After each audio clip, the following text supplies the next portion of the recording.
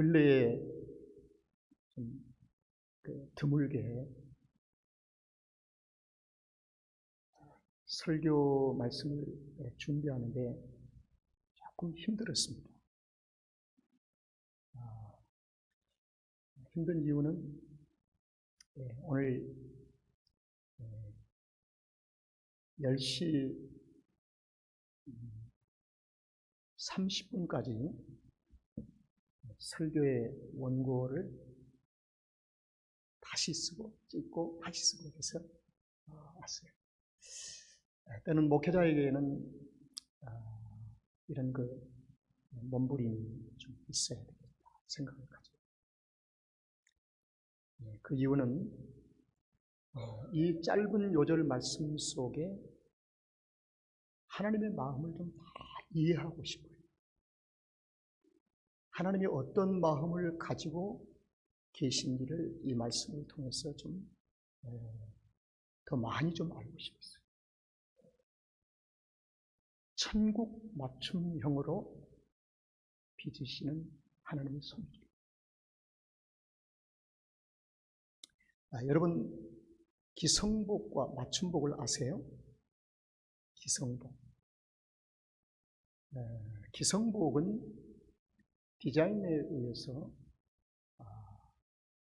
옷이 일괄적으로 몇 가지 종류로 나오지요. 그렇게 되면은 사람이 거기에 취향에 맞게끔 유행에 따라서 그 옷을 사서 입습니다. 이걸 우리가 기성복이라고 하죠.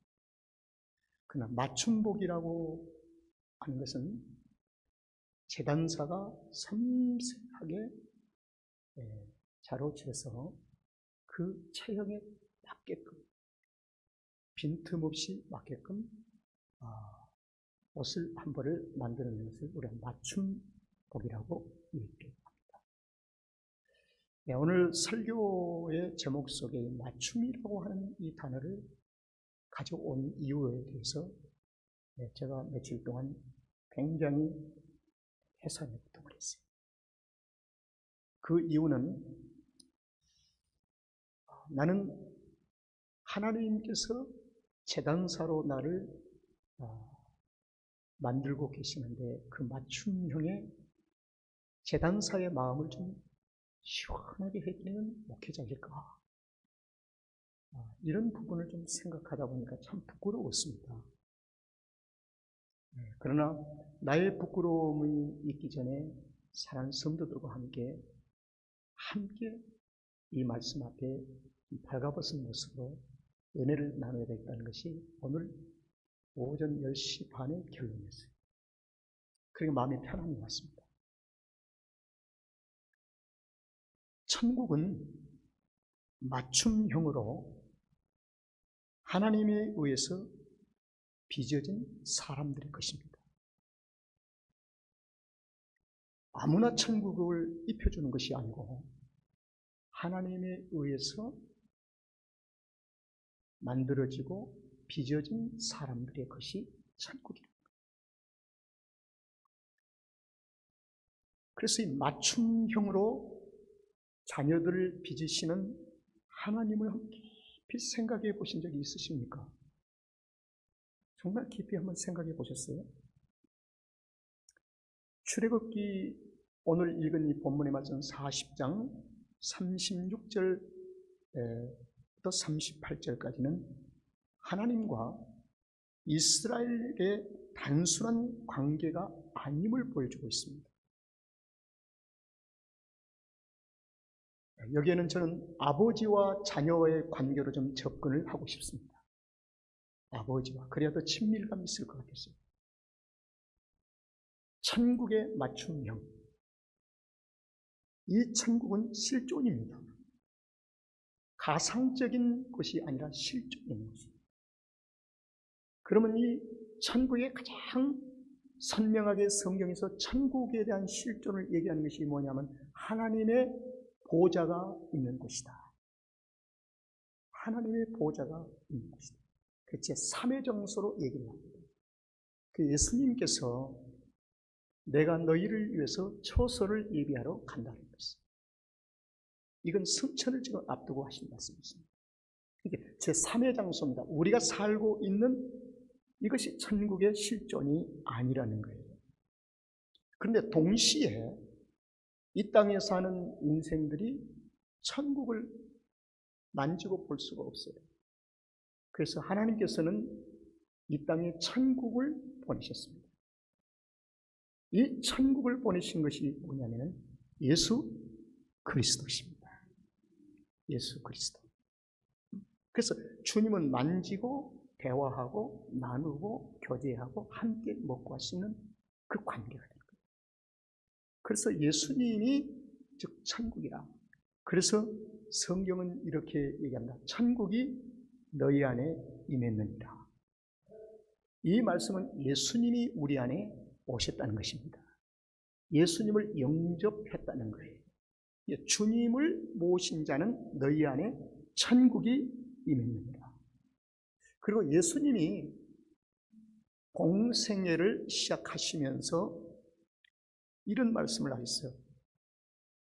광야에서 여러분 회개하세요. 천국이 가까이 왔습니다. 이 천국은 자신을 가리킵니다. 예수님. 회개하세요. 하나님의 어린 양을 보라. 모든 죄를 지고 가는 하나님의 어린 양을 보라. 얘기하는 것입니다. 그래서 너희를 위해서 처소를 예배하러 간다고 하는 이 말씀과 이 실존, 천국의 제3의 지역에 있는 실존, 그리고 동시에 천국의 실존이 누구냐면 예수 그리스도십니다. 그래서 주님이 우리 가운데 오셨습니다. 성령으로 잉태하셨다고. 그래서 주님을 믿는 자는 하나님의 자녀가 되는 권세를 주셨으니 주님을 영접하라는 것입니다. 그래서 하나님은 자녀들을 천국의 맞춤형으로 빚으시는 일이 하나님께는 우선이에요. 여기에 이 말씀을 우리가 바로 이해하지를 못하면 하나님 왜 내게 질병도 주시고 나에게 고통도 주시고 환난과 이 시를 나에게 주십니까? 나는 축복을 못 받은 사람입니까? 등등 원망할 수 있는 통로가 열릴 가능성이 있어요. 그런데 하나님의 우선순위는 무엇이냐? 천국의 맞춤형으로 우리를 빚으시는 것이 우선이라는 겁니다.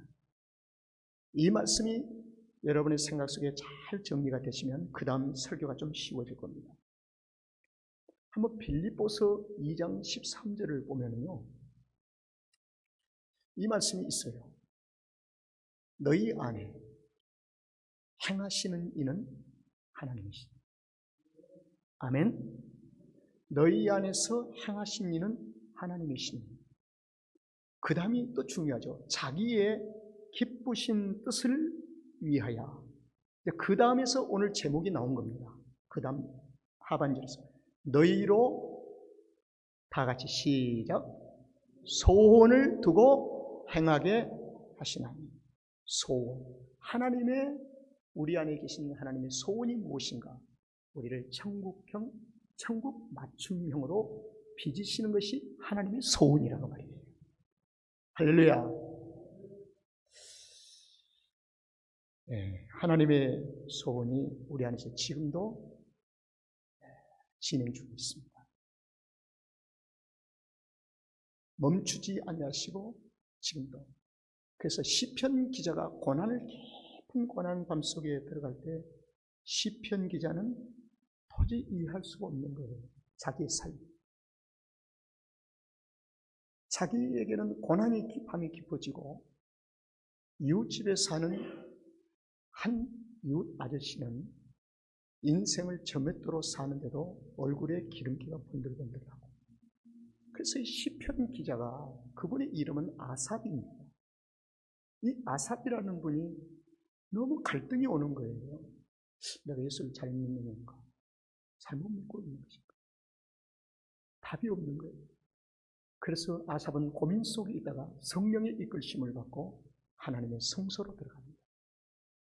성소에 들어가서 무릎을 꿇고 하나님과 영적인 관계를 열고 보니 답이 나왔습니다. 두 가지로 함축합니다. 너는 그 사람에 대해서 더 이상 신경 쓰지 마라. 그 사람을 이렇게 비유한다. 그 사람의 인생은 미끄럼틀 위에 놓여있는, 직접 놓여있는 한 사람에 불과하다. 이 말씀을 읽는 순간에 졸지에 그들은 미끄럼틀로 나르막길 당합니다. 그래서 아삽이 그렇구나. 그때 아삽의 시편 고백 다음부터는 이런 고백이 나옵니다. 하나님을 나를 떠나지 아니하시고 내게 시련과 고난이 있어도 하나님의 기쁜 뜻이 있구나. 하나님의 마음을 헤아리기 시작합니다. 성도들이여, 하나님의 소원, 천국의 맞춤형으로 딱 맞는 천국 백성으로 빚으시는 이 거룩한 사역이 지금도 우리 가운데서 행하고 계시고 진행되고 있음을 믿으시면 아멘? 그렇습니다. 그렇습니다. 그래서 오늘 출애굽기 40장 이 36절, 38절 세 요절은 단순한 여행이나 단순한 여정이 아니고 하나님의 소원이 담긴 요절입니다. 하나님의 바람이 담겨진 요절이에요. 자, 그럼 두 가지 질문을 하면서 여러분과 함께 말씀을 나누도록 하겠습니다. 첫째, 왜 구름이 성막 위에 떠오를 때와 떠오르지 않을 때를 밝히고 계실까? 한번 본문을 비춰보세요. 왜 구름이 성막 위에 떠오를 때가 있고 떠오르지 아니할 때가 있음을 밝히고 계신가? 이 질문입니다. 여기는 깊은 하나님의 의도와 하나님의 마음이 담겨 있겠죠. 이걸 찾아내자는 거예요. 그 다음에 두 번째로 발행. 우리 개역성경에서는 36절에 발행이 있고 37절에서 발행이 나오는데 이 발행의 유무는 발행할 때가 있고 발행하지 말 때가 있음을 정확히 하고 있을까? 이 두 가지 질문을 지금 던지면서 한번 말씀을 함께 나눠보도록 합니다. 첫째, 떠오를 때와 떠오르지 아니할 때. 이것은 부정기적입니다. 낮과 밤은 정기적이지요. 주기적이지요. 창세기 1장 16절의 말씀을 보면은 넷째 날에 하나님이 천지를 창조하시는 넷째 날에 두 개의 큰 광명을 만드시고 큰 광명은 낮을 주관하게 하시고 작은 광명은 밤을 주관하게 하셨습니다. 그래서 이 낮과 밤은 지금까지도 낮과 밤은 낮이 지나고 나면 밤이 오고 밤이 지나고 나면 또 낮이 오고 이것을 가리켜서 창조의 넷째 날에 하나님 창조하실 때 이것을 은총으로 말씀을 하는데 이것을 일반 은총이라고 얘기합니다. 일반 은총. 일반 은총이라는 것은 믿는 자나 믿지 않는 자나 이 땅의 모든 만물의 생명들이 다 누릴 수 있는 특권입니다. 이게 일반 은총이에요. 여러분, 산소가 없으면 식물도 자랄 수도 없고 죽지요. 동물도 죽습니다. 사람만 죽는 게 아니에요. 그래서 일반 은총. 그러나 떠오름과 떠오를 때와 떠오르지 않을 때는 일반 은총이 아닙니다. 이걸 특별 은총이라고 얘기합니다. 무슨 은총이라고요? 특별 은총이라고 해요. 이 특별 은총은 구원받은 백성들의 삶의 증거로 나타나는 것이 특별 은총입니다. 자, 성도에게 특별 은총 중에 가장 아름답고 귀한 증거가 무엇인지 아시죠? 어느 날 내 입술에서 마음에서 믿어 입으로 모여 주는 그리스도시요 살아계신 하나님의 아들이십니다. 이건 특별 은총을 받은 자, 구속받은 자의 가장 정확하고 명확한 증거입니다. 할렐루야. 자, 여러분, 주는 그리스도시요 살아계신 하나님의 아들이심을 믿습니까? 이 신앙의 고백은 특별 은총을 받은 성도들의 삶의 아름다운 증거예요. 그런데 이 떠오를 때와 떠오르지 아니할 때를, 이 장소가 중요한데요. 변방에서 동쪽에서 떠오르는 해와 서쪽에서 떠오르는 그 의미가 아니라, 지는 해가 아니라 반드시 성막 위에 떠오를 때와 성막 위에 떠오르지 아니할 때. 어디 위에요? 성막 위에. 중요합니다. 여러분, 성막 위에, 이것은 특별 은총입니다. 성도가 오늘도 예수님의 이름으로 예배하는 이 시간은 일반 은총입니까? 특별 은총입니까? 특별 은총입니다. 특별 은총. 특별한 은혜지. 그런데 이 떠오를 때와 떠오르지 아니할 때가 매우 부정기적이라는 말이에요. 부정기적. 자, 성막 위에 떠오를 때와 떠오르지 아니할 때, 타임, 이것을 가리켜서 하나님의 시간이라고 합니다. 하나님은 우리에게 자유의지에게 우리에게 하루라는 삶의 시간을 주셨습니다. 24시간. 그러나 이 떠오를 때와 떠오르지 아니할 이 때는 하나님의 100% 소유한, 우리에게 주지 아니하시고 하나님의 의지와 하나님의 주권의 시간입니다. 하나님의 절대적인 주권. 그래서 신구약 성경에서 하나님의 절대적인 주권과 하나님의 시간을 우리에게 가르치고 있는 것이 66권 중에 전도서 3장입니다. 전도서 3장에는 모든 일에는 뭐가 있다고요? 때가 있고, 모든 일에는 때가 있다. 날 때, 죽을 때, 이럴 때, 저럴 때, 저럴 때, 이 모든 때는 하나님의 절대적인 주권이라는 것입니다. 그래서 성경은 그 말씀 앞에 우리가 이렇게 합니다. 살고자 하는 자는 죽을 것이요 죽고자 하는 자는 살 것이다. 그래서 생명이 내 것이 아니라는 것입니다.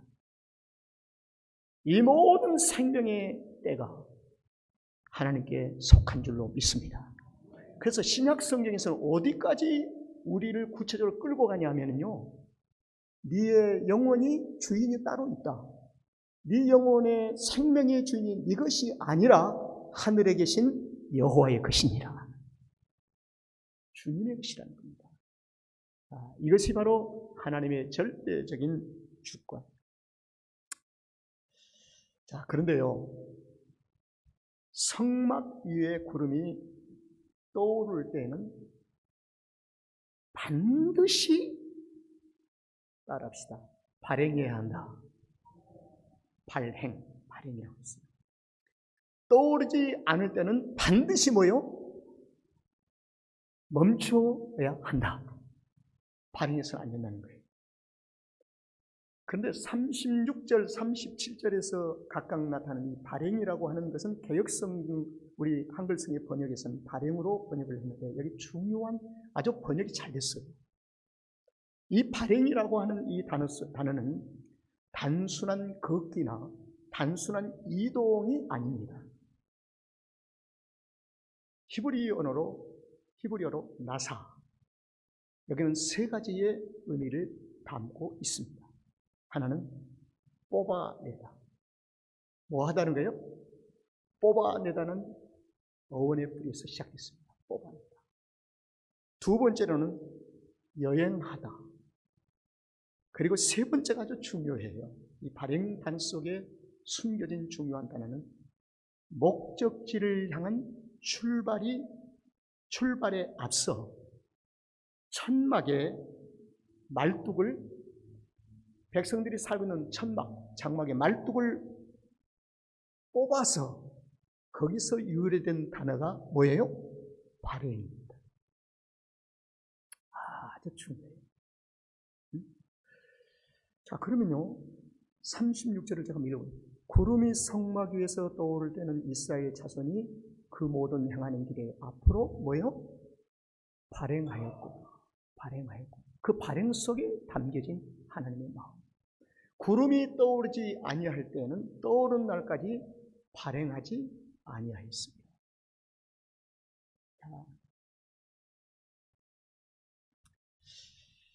여러분,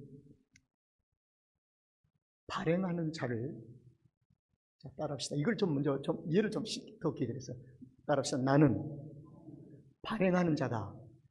조금 어색해도 한번 발행하는 자다. 발행하는 자를 나그네로 부르지 않습니다. 발행하는 자를 나그네가 아닌 뭘로요? 순례자로 불러요. 그러니까 만약에 발행하는 자를 나그네와 순례자를 혼동해서 쓰다 보면 성경 전체 구속사의 여정 속에 문제가 생겨요. 해석이 잘 안 돼요. 응? 자, 그러면 발행하는 자는 목적지가 있어요, 없어요? 분명한 목적지를 알고 자기의 장막을 거두어서 말뚝을 뽑아서 그리고 이동을 하는 것입니다. 어디를 향해서요? 목적지를 향하여. 그래서 성경은 발행하는 자를 나그네로 부르지 않고 순례자로 부릅니다. 따라합시다. 나는 순례자다. 순례자예요. 왜 순례자와 나그네가 엄청난 차이점이 있는 줄 아세요? 이제 그게 오늘 설교에 나올 거예요.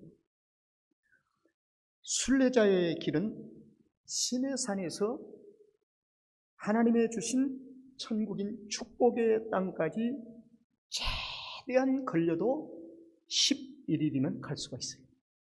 10하루면 갈 수가 있어요. 좀 빨리 가면 7일 만에도 갈 수가 있다고 하는 학자도 있습니다. 그런데 이스라엘 백성은 신의 산에서 축복의 땅까지 가는데 38년이 넘게 걸렸습니다. 그러면 일주일 만에나 혹은 11일 만에 가야 할 그 거리를 38년 걸렸다면 그들은 틀림없이 목적지가 없는 방황하는 무슨 길을 걸었을까요? 나그네의 길을 걸었을 거예요. 그래서 성경은 이렇게 표현을 합니다.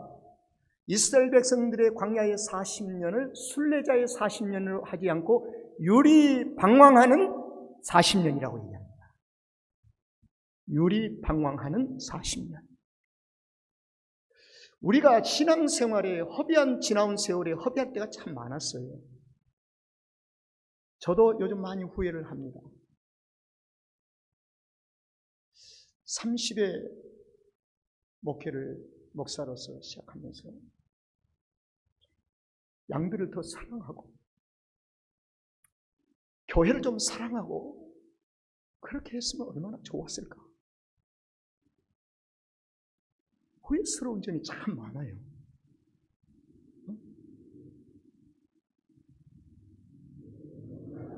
그래서 이스라엘 백성들이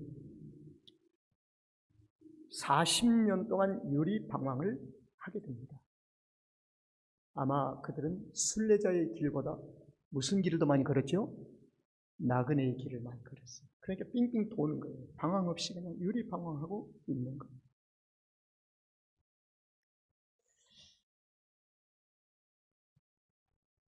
이 40이라는 숫자가 몇 주 전에 제가 말씀드렸습니다. 이 40이라는 숫자 안에는 하나님의 이 땅에서 광야에서 긍휼하심과 자비와 사랑이 담겨있는 숫자입니다. 그래서 이스라엘 백성들 40년 이상 넘어가면 감당을 못해요. 감당할 수 없는 시험을 그들이 받지 못해요. 감당 못해야지. 그래서 하나님의 때에 긍휼을 베푸심으로 그래서 광야 끝에서 애굽 태생들이 다 죽었다는 표현은 단순한 목숨이 끊어졌다는 의미가 아닙니다. 천국의 맞춤형에 부적합한 모든 옷을 다 벗어버리겠다.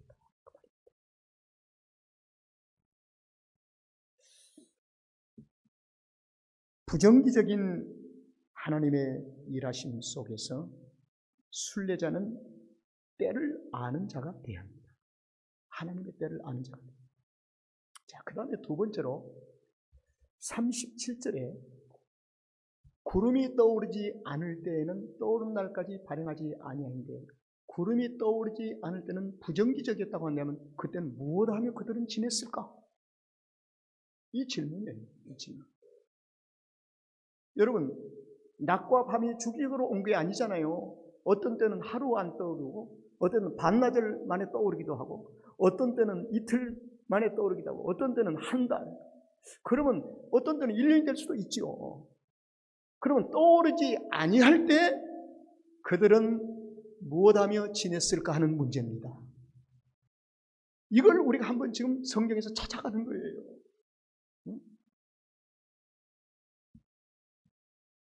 여기는 두 가지 하나님의 요구가 있습니다. 발행하지 않을 때 성막 위에, 회막 위에 구름이 머물러 있는데 구름이 떠오른지 떠오르지 아니한지를 한순간도 놓치지 말고 바라보고 있어요. 이걸 가지고 진리의 허리띠를 매라는 겁니다. 근신하여 깨어서 기도하라. 언제 주님이 다시 오실지를 모른다는 것입니다. 오늘 밤에 네 영혼을 내가 도로 찾는다면 어떻게 할 것인가 등등의 많은 하나님의 도전이 있습니다. 성막 위에 회막 위에 이를 놓치지 말고 계속 바라보는 것입니다. 그 다음에 이제 두 번째로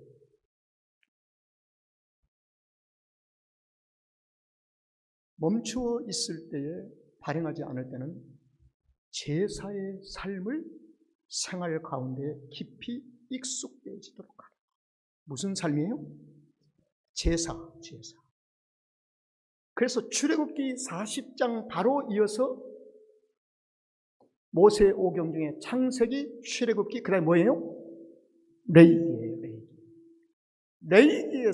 레위기는 뭡니까? 전체가 하나님 앞에 제사의 삶을 어떻게 사는가를 구체적으로 밝히고 있습니다. 제사의 삶. 그런데 제사도 막 드려서는 안 됩니다. 중원번하는 기도를 주님이 들으시지 아니한 것처럼 예배의 삶도 막 드려서는 안 돼요. 자, 레위기 1장에서 제사를 쭉 소개하는데 무슨 제사가 나오냐면 번제가 1장에서 소개됩니다. 무슨 제사요? 번제. 그리고 레위기 2장에서는 소제가 기록이 되어 있어요. 소제를 어떻게 드려야 할 것인가. 3장에서는 화목제가 기록이 되어 있습니다. 4장에 가서는 속건제가 기록이 되어 있습니다. 하하. 모든 그리스도인들은 번제로부터 시작됩니다. 번제는 희생입니다. 예수 그리스도의 십자가의 죽으심, 거기서부터 모든 그리스도인이 거기서 탄생되어진 것입니다. 저와 여러분의 그리스도인의 출발점이 어디인가? 십자가에 못 박히신 예수 그리스도, 거기로부터 우리가 그리스도인이 되었습니다. 할렐루야. 그래서 제사의 삶을 번제로부터 시작되는 겁니다. 정확하게 가르치고 있어요. 그래서 이 성경의 배열과 성경의 모든 구석구석을 들여다보면 이것이 정경, 성령의 감동하심을 입은 자들이 받아서 기록한 하나님의 말씀은 누구도 부인할 수 없다는 사실이, 수천 년의 역사가 성경을 부인할 수 없는 사실을 성경을 연구하는 목회자들은 너무나 감동이 됩니다. 그래서 이 말씀이 너무 귀한 거예요. 이 말씀이 곧 하나님이십니다. 말씀이 곧 하나님이십니다. 말씀이 육신돼서 우리 가운데 오시는 예수 그리스도시라. 태초부터 이 말씀이 하나님과 함께 계셨습니다. 너무 위대하지 않아요? 그래서 그들은 떠오르는 날까지 하루 혹은 5일, 한 달까지 그들은 늘 성막을 바라보면서, 그리고 자녀들에게도 성막을 바라보도록 가르칩니다. 이게 우리가 살 길이에요. 바벨론 포로 70년 동안 이스라엘 백성이 바벨론의 포로가 있을 때 선자들이 외치 뭐냐면, 유일하게 우리가 동쪽을 향해서 그발 강가에서 무릎을 꿇고 기도하는 것이 유일한 생명의 길이다. 동쪽이 어디입니까? 예루살렘을 가리킵니다. 예루살렘은 예수 그리스도를 가리킵니다. 메시아를 가리킵니다.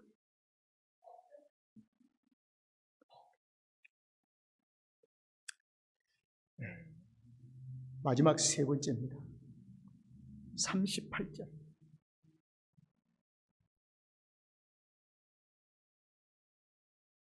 낮에는 여호와의 구름이 성막 위에 있고 밤에는 불이 그 구름 가운데 있음을 이스라엘 온 족속이 그 모든 행하는 길에서, 따라합시다, 친히 보았더라.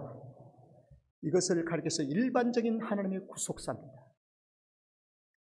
구약의 완성이 신약이 되므로 모든 사람들이 믿는 자는 하나님의 거룩한 자녀가 되어서 영적인 제사장으로, 목사를 혼자만 제사장으로 자꾸 권리를 주장하는 것은, 이것은 무수하게 위험한 짓입니다.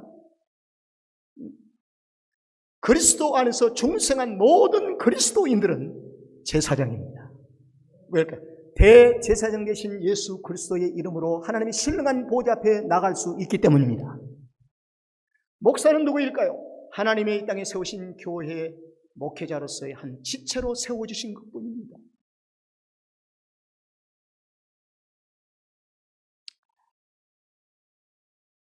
친히 보았다.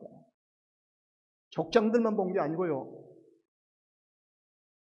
어린 아이들 다 본 거예요.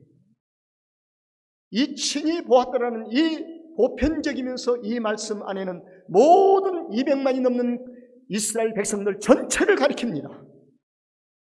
저는 이런 꿈을 꾸어왔습니다. 나의 가정에 살아가는 자녀과 부모가 함께 친히 볼 수만 있다면 이것은 얼마나 큰 축복인가.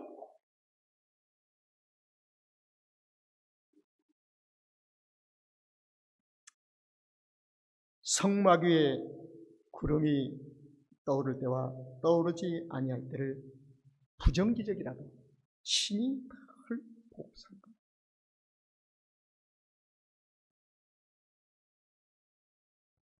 그런데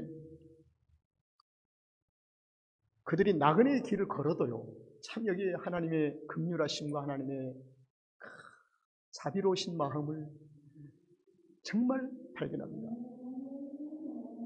38년 동안, 40년 동안 요리방황하면서 지내도 하나님은 거두지 아니하시고 그들 곁에 늘 함께 보호하시며 있게 해주신 하나님의 특별한 은혜가 있습니다.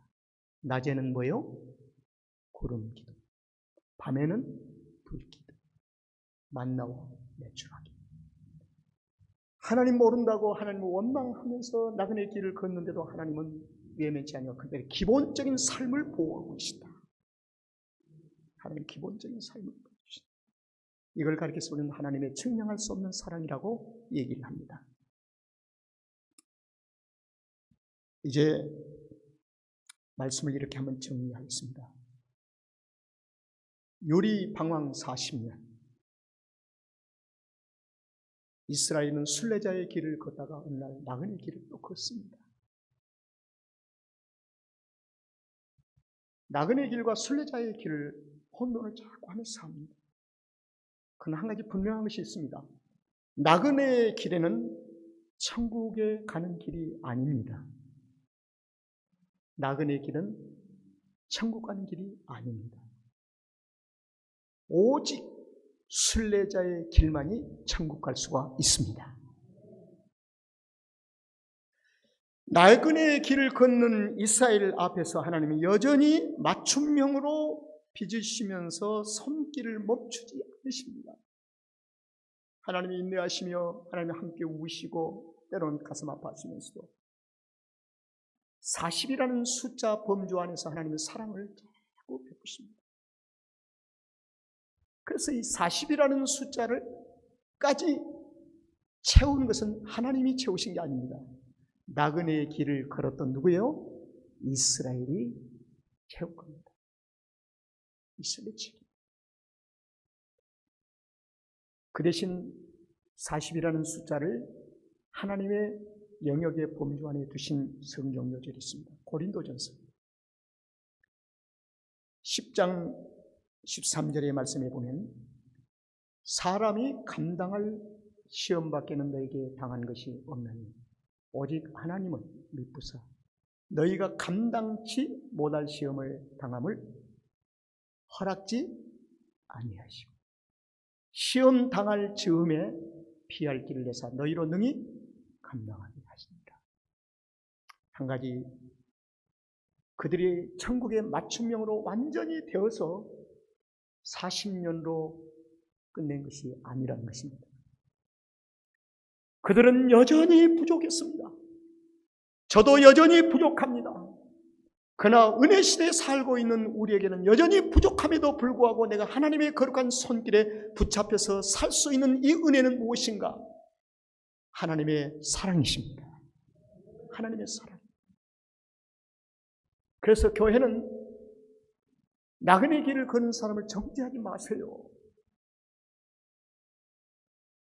저는 저희 가정에서 아내와 둘이 얘기할 때 성도들의 나그네 길을 걷는 그 모습을 얘기하는 것이 금물입니다. 하지 말라는 기분 나빠요. 아내가 얘기합니다. 내가 목회자인데 내게 책임이 있는데 그건 나를 향한 비난이지요. 나를 향한 비난. 하나님은 긍휼의 하나님이시고 사랑의 하나님이십니다. 그래서 하나님은 인내하시는 거예요. 감당할 시험만 하나님 허락하신다는 거예요. 이걸 하나님이 보존하시고 우리를 보호하신다는 뜻입니다. 자, 그러면 아주 쉽게 36절, 38절 오늘 본문 전체는 맞춤형으로 빚으시는 것은 예수님처럼 빚으시는 거예요. 누구처럼요? 예수님처럼. 그래서 우리가 예수님 닮아가는 겁니다. 여러분 저 닮으려고 하지 마세요. 저는 부족해요. 우리 모두가 저를 위해서 누구 닮아야 돼요? 예수님 닮도록 해야 돼요. 여러분 저를 닮는다고 생각한다면 어느 날 실망할 거예요. 시험 들 거예요. 그리고 어쩌면 교회를 등질 수도 있어요. 그래서 목회자나 성도의 삶 속에 가장 소중하게 다뤄야 할 문제는 남을 실족해 하지 말지니라. 그래서 금주 인사가 누구께 영광이에요? 하나님께 영광이에요. 하나님께.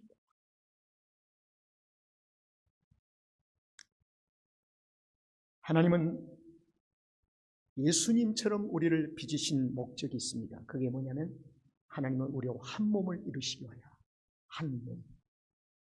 한 몸이 되어야 큰일합니다. 큰일이에요. 하나님의 목적은 한 몸을 성취하기 위함입니다. 에베소서 4장 4절로 6절에 보면은 주도 하나요? 몸이 하나요? 믿음도 하나요? 세례도 하나요? 하나님은 하나십니다. 그러니까 우리를 천국 맞춤형으로 빚으시는 하나님의 거룩한 그 목적은 성질은 뭐냐면 한 몸을 이루기 위하여. 광야에서 한 몸을 이루는 길만이 사는 길입니다. 누구하고? 하나님과의 한 몸을 이루어야 하는 것입니다. 광야를 딱 지나고 나니까 그들 앞에 뭐가 있어요? 여리고가 있었어요. 여리고는 한 몸이 아니면 여리고를 무너뜨릴 수가 없습니다. 그래서 여리고를 무너뜨릴 때 어떻게 했습니까? 하루에 한 바퀴, 마지막 7일째는 7바퀴, 그 다음에 소리도 들리지 마라, 마지막에 큰 소리를 외쳐라, 언약궤는 서라, 그리고 앞장서라, 뒤서라. 이게 일사불란의 영적인 한 몸을 이루어야 여리고를 무너뜨린 겁니다. 저와 여러분의 인생 앞에는 무수한 여리고가 있습니다. 그래서 저는 하나님의 나라가 여러분의 가정 속에 충만히 임하기를 주의 이름으로 축원합니다. 모두 가정이 하나님의 나라가 아름답게 임해 한 몸이 되어야 가정 앞에 모든 삶의 문제를 여리고를 지우고 삽니다.